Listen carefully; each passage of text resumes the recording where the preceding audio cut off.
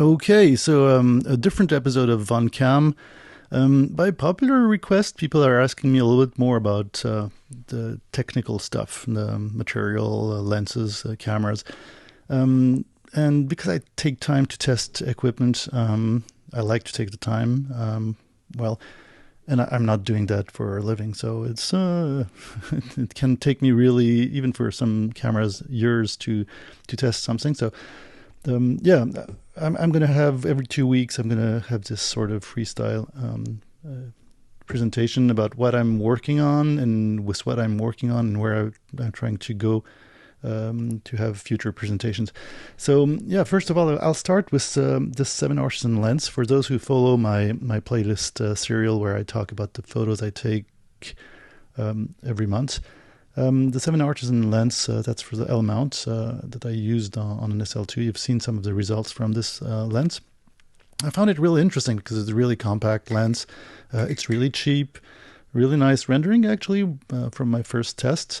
And there's an M mount version, so I was really curious about this M mount version. It's not rangefinder coupled, but still, seeing the results I had with the L version, I thought, oh, let's think about those cameras I have which have actually no rangefinder, like the Leica M1, which I've also talked about in another video.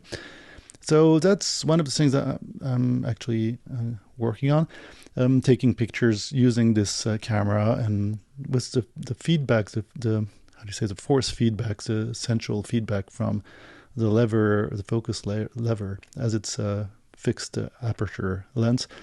You can actually work with, with the depth of field, and you kind of know where it's going to be in focus because of the 5.6, which is not too shallow.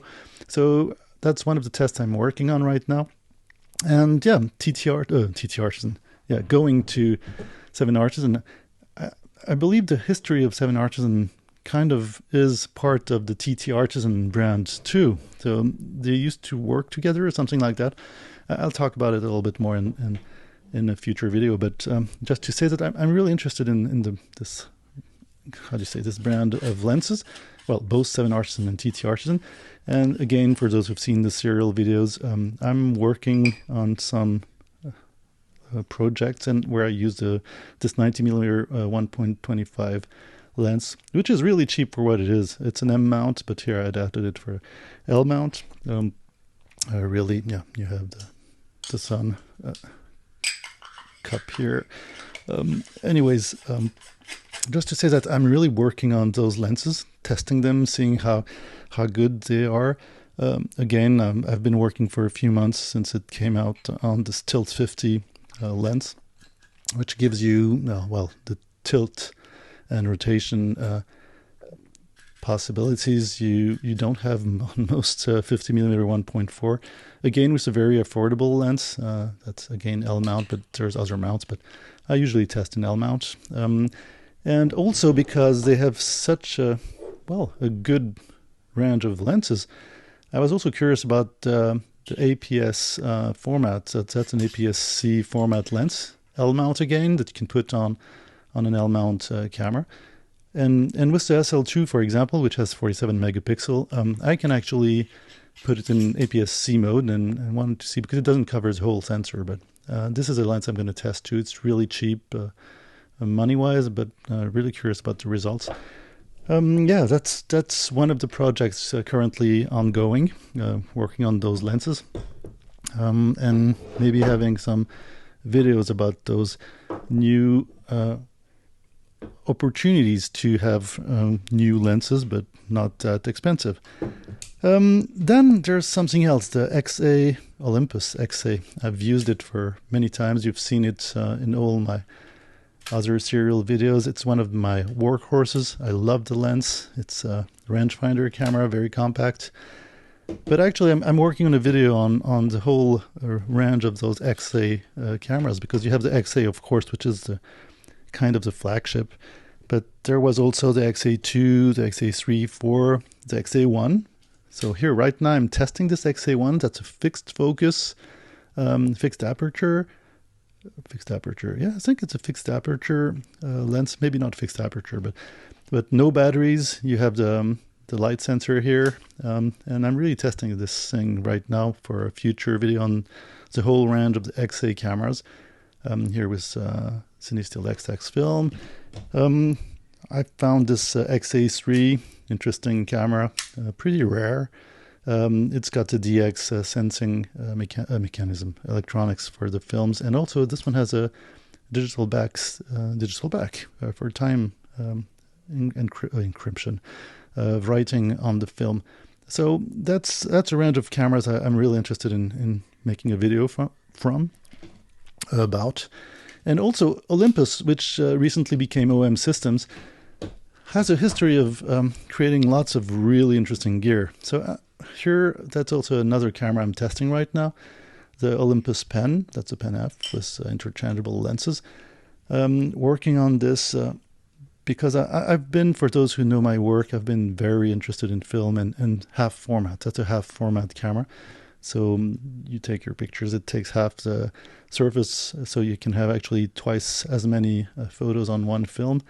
The Pen F system is really great, and here I'm working on having a few more films before doing a video about those Pen F interchangeable lens cameras, but also the Pen EE and those other half frame cameras from Olympus, which are great, which I also test in general.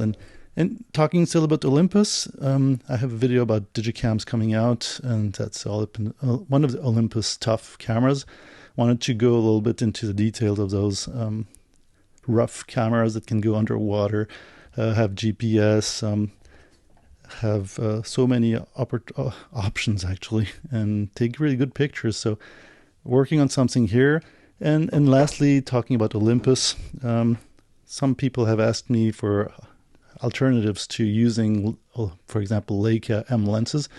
And that's a micro four thirds camera from Olympus, interchangeable camera. I have the adapters, and I'm going to test, for example, this camera, which is really cheap on the second-hand market, and see what you can actually do using really great lenses. Is that a good combination? So that's another video that's going to come out.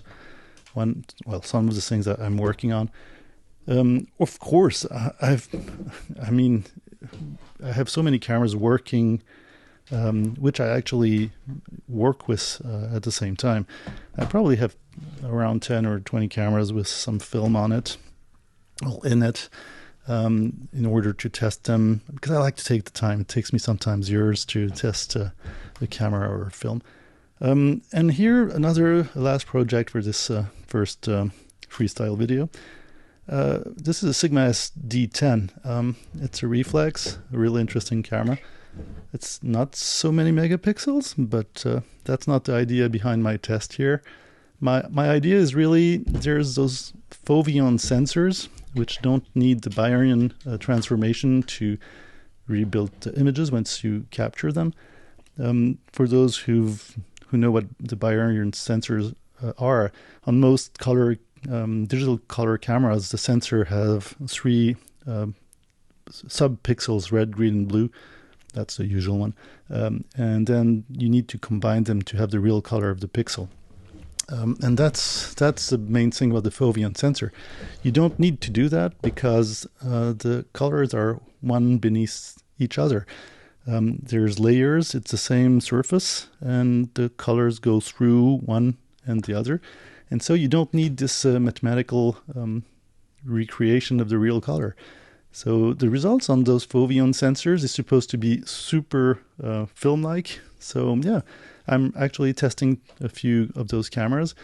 That's the DP2 Merrill, which is kind of the mythical Foveon camera from Sigma. Sigma had bought Foveon, who did the sensors quite a while back, and created first the reflex cameras.